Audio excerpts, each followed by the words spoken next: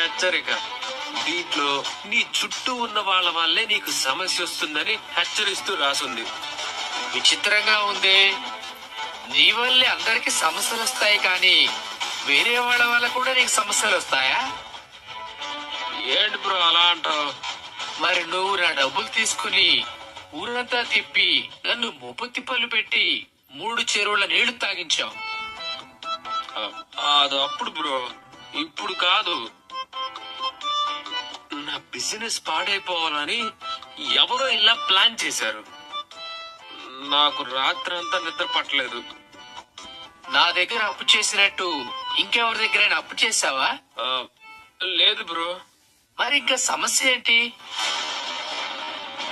నీకు సమస్యలు ఎక్కడి నుంచి వచ్చాయి? నాకు అదే అర్థం కావట్లేదు బ్రో. మరి మనం ఇక్కడికి రావడం ఎందుకు?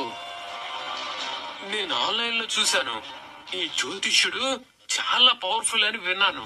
నువ్వు ఇవన్నీ నమ్మవు కదా. ఇప్పుడు వేరే దారి లేదు కదా. మీలాంటి వాళ్ళు ఏదైనా సమస్య వస్తేనే దేవుడి దగ్గరకు ఇలాంటి జ్యోతిష్యుల దగ్గరకు వస్తారు. లేదంటే వీళ్ళ వైపు మీరు కనెత్తి కూడా చూడరు. అలా అనకు బ్రో. మరి ఇక్కడ కూడా నేను మళ్ళీ మోసపోకూడదు కదా, అందుకే నువ్వు కాస్త తోడుగా ఉంటావని పిలిచాను. పార్క్ లో ప్రశాంతంగా నిద్రపోతుంటే డిస్టర్బ్ చేసి బలవంతంగా ఇక్కడికి రమ్మన్నావు. సరేరా. ఏంటి సమస్య? ఏదైనా సమస్య వస్తుందేమోనని భయం వేస్తుంది. అదే నా సమస్య. అర్థం కావడం లేదు. ఇది ఒకసారి మీరు చూడండి. ఏంటిది? మీరే ఒకసారి చదవండి. నీ చుట్టూ ఉన్న వాళ్ళ వల్ల నీకు సమస్యలు వస్తాయా?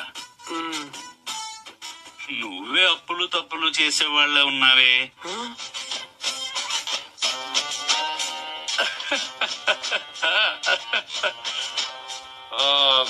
నన్ను కష్టాల్లో నుంచి బయటపడేయమంటే నాలో ఉన్న లోపాలు బయటికి చెప్తారేంటి స్వామి?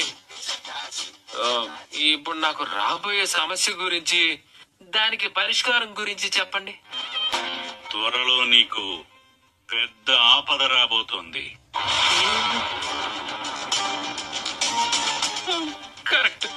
కరెక్ట్ గా చెప్పారు. అది ఎలాంటి ఆపద? ఎంత పెద్ద ఆపద?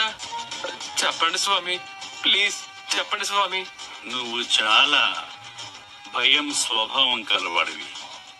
ఇప్పుడు నీకు శని తాండవం ఆడుతోంది. ఏ వైపు నుంచి నీ ఆపద ముంచుకొస్తుందో చెప్పలేం, కానీ వస్తుంది.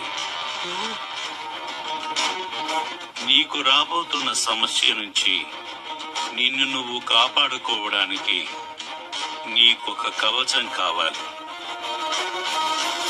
ఇతనికి కవచంలా ఉండాల్సింది ఇతని బట్టలు.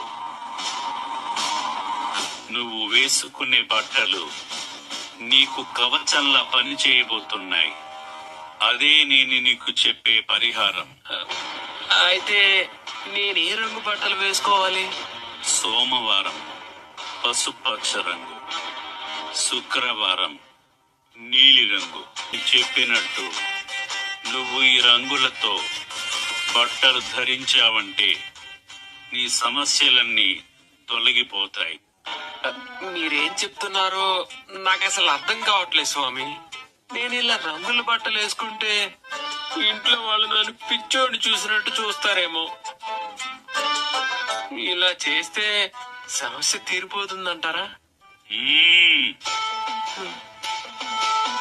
నువ్వు నన్ను కూడా అనుమానించావంటే రేపనే రోజున తిండికి కూడా దిక్కు లేకుండా రోడ్డు మీద నిలబడతావు. ఆ తర్వాత గుడి బయట అడుక్కు తినడమే నీ జీవితం. మా రెస్టారెంట్ వాళ్ళు ప్రతి సంవత్సరం ఒక ఈవెంట్ చేస్తారు. ఈ సంవత్సరం బెస్ట్ కపుల్ కాంటెస్ట్ పెట్టబోతున్నారు. అంటే ఏంటి రవి? అంటే ఆదర్శ దంపతుల పోటీ